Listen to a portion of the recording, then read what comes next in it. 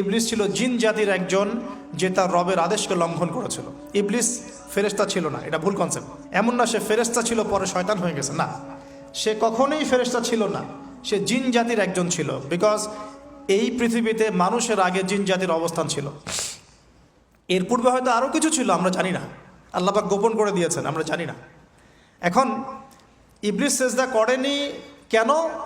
Because সে বলেছিল খলাকতানি মিন নার ওয়া খলাকতাহু মিন তিন, আমাকে সৃষ্টি করেছেন আপনি আগুন দিয়ে, আদমকে সৃষ্টি করেছেন মাটি দিয়ে, কেন আমি আদমকে সেজদা করব? সে আদমকে সেজদা না করে এটা প্রমাণ করতে চাচ্ছে যে আল্লাহ আপনি ভুল, আমি সঠিক। নাউজুবিল্লাহ।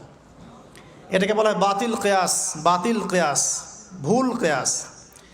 এবং শুধু তাই নয়, আল্লাহ রাব্বুল আলামিন তাকে ওয়ার্ন করার পরেও সে কিন্তু ইউটার্ন করে তওবা করে ফিরে আসে নাই, সে তার মতের উপর অটল ছিল।